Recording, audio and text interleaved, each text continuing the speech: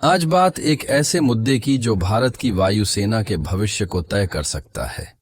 रूस ने एक बड़ा दावा ठोक दिया है। उनका कहना है कि भारत के पास अब Su-57 के अलावा और कोई मजबूत विकल्प नहीं बचा है। वहीं दूसरी तरफ बाकी फाइटर जेट्स की दावेदारी सवालों में घिरती दिख रही है। सवाल उठता है, क्या वाकई भारत की अगली उड़ान सिर्फ Su-57 के साथ मुमकिन है या फिर इतिहास खुद को दोहराने जा रहा है?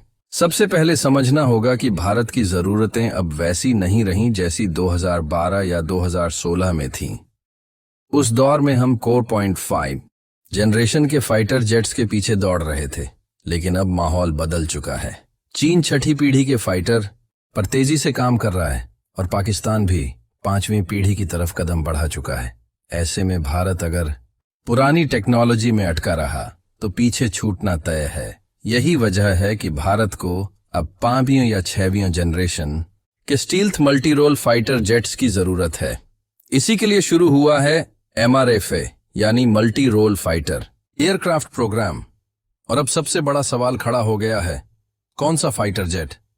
फ्रांस ने राफेल को सबसे मजबूत दावेदार बताया है, लेकिन सोचिए, अगर भारत को फिर से राफेल ही खरीदना होता तो इतना लंबा प्रोसेस क्यों होता? भारत पहले से 36 राफेल इस्तेमाल कर रहा है, तो फिर ट्रायल, टेस्टिंग और टेंडर की क्या जरूरत? साफ है, भारत नए विकल्पों की तलाश में है। अब आते हैं रूस के बड़े दावे पर। रूस ने कहा है कि भारत के पास Su-57 को अपनाने के अलावा कोई रास्ता नहीं। ये फाइटर जेट 5वीं पीढ़ी की तकनीक से लैस है और इसमें ऐसी खूबियां हैं जो बाकी किसी जेट में नहीं मिलती। सबसे खास बात, रूस का प्रस्ताव है कि इसका उत्पादन भारत में ही किया जाएगा। सुखोई 30 MKI की मौजूदा उत्पादन लाइनों का उपयोग किया जा सकता है और सिर्फ 20-30% नई मशीनों की जरूरत पड़ेगी। मतलब लागत कम, फायदा ज्यादा। दूसरा बड़ा पॉइंट, भारत को इसमें अपनी मिसाइलें लगाने की पूरी आजादी होगी। चाहे ब्रह्मोस NG हो, अस्त्र मार्क 2 या कोई भी देसी हथियार, सब इसमें फिट किए जा सकते हैं। वहीं दूसरी तरफ राफेल और यूरोफाइटर जैसे जेट्स में विदेशी तकनीक और लाइसेंस अप्रूवल की जटिलताएं हैं। यही गलती भारत MiG-21 और मिराज में पहले कर चुका है, जिसे दोहराना समझदारी नहीं।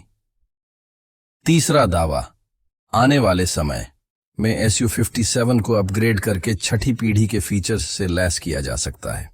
AL-51 इंजन के साथ इसमें super cruise, advance stealth, electronic warfare system और AI based dog fight technology शामिल की जा सकती है। अब सवाल यही है, विकल्प क्या बचते हैं?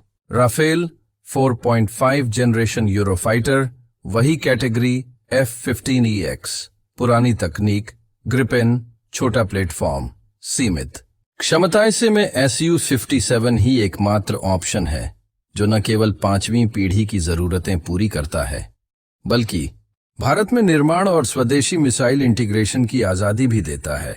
भारत इस बार रणनीतिक तरीके से आगे बढ़ रहा है। तेजस, Mk2, TADBF और MK जैसे स्वदेशी प्रोजेक्ट्स पहले से पाइपलाइन में हैं, लेकिन MK आने में वक्त लगेगा।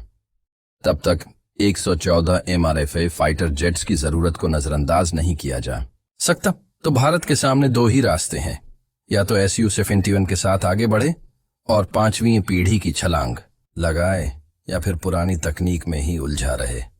रूस का दावा इस बार सिर्फ शोर नहीं, बल्कि जमीन से जुड़ी रणनीति है। अगर भारत को चीन और पाकिस्तान के खतरे से मुकाबला करना है तो फैसला ठोस और दूरदर्शिता वाला होना चाहिए। आपका क्या मानना है? क्या Su-57 भारत के लिए अगला कदम होना चाहिए?